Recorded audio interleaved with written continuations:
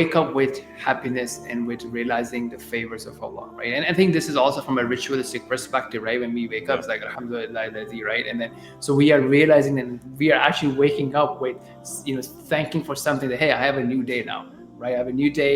Like that's another opportunity, right? That Allah has given us to do Yeah. something with it, and whatever we want to make happen from that day.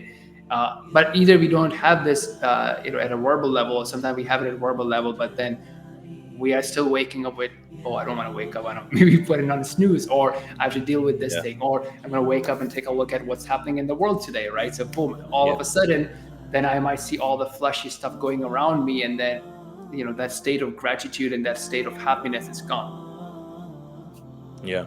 I think this is a really important point that you made as well. And I think that we can actually control the way we wake up, right? Because of Mm-hmm. what you said there, it reminded me there was one time when I was really, really ill, and I was in bed, and for days I was in bed, and I was so ill and I was in pain. And I woke up in the middle of the night and I was in pain and I was discomfort and all of that. But I reached my phone and I started going on my phone and I was thinking to myself, like, you're so ill and you're so messed up and still you're reaching for your phone, right? It's messed up. So then that day I made a decision. I said, from now on, inshallah, I will never check my phone unless I go and do the other things that are important first, right? So I made this rule that unless I've done wudu, prayed, you know, at least, then I can't check my phone. But ideally, do my morning routine with azkar and the other things that I do, like do it that way. Why? Because when you start your day in that way, it's totally different. Like sometimes you can wake up, like you said, like you're pressing snooze, right? And then you're like, okay, let me check my message. And then you see someone in a WhatsApp group is saying something stupid, or they're replying to your message, and it's getting you frustrated. So you just kind of like look at it, you start your day like that, and then you go in your thinking and all this kind of stuff.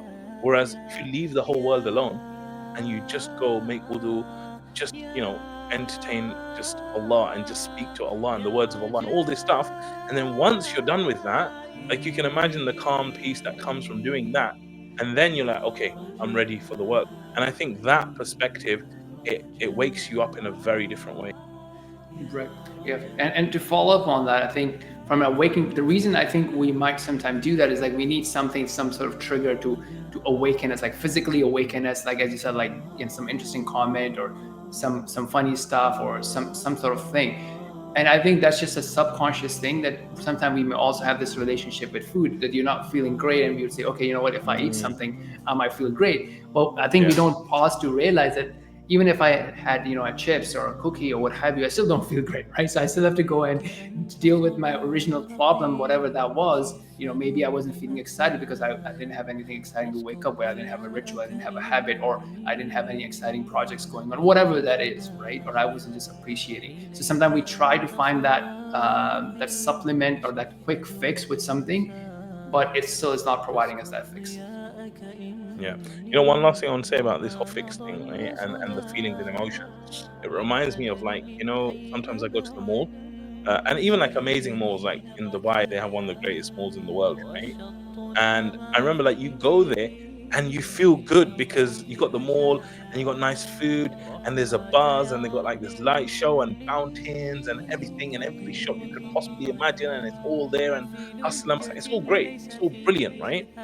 And then I went down to the prayer hall to pray. And when I got to the masjid and I prayed, that's actually when I felt at peace and I felt comfortable.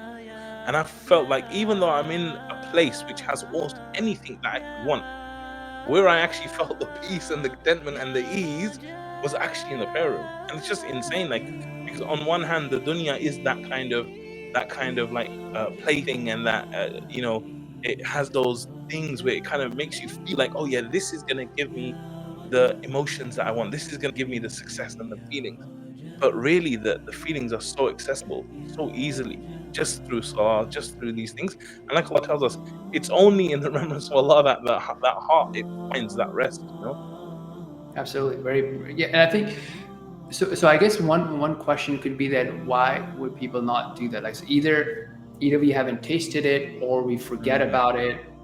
Uh, so perhaps it's that heedlessness, that okay, and I have this, the first first attempt that I'm gonna jump through is like the fleshy stuff, the malls, the TV, the YouTube, the TikTok, what have you.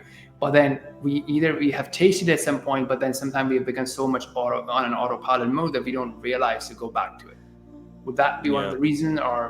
I think there's two or three that reasons that come to my mind, right? So one, I think that um, whatever we're used to habitually, I think that plays a big part, right? So Mhm. if I'm always used to, like, let's say going to work and I'm like, listening to music every day, if I'm habitually listening to that, for me to do something different, it takes work because I have to change an old habit or I have to replace that old habit.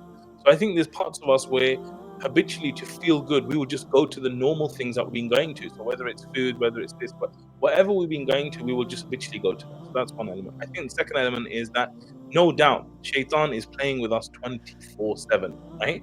So like, you might feel like you feel a certain way if you do something which is haram, but then you also get a good feeling by listening to the Quran.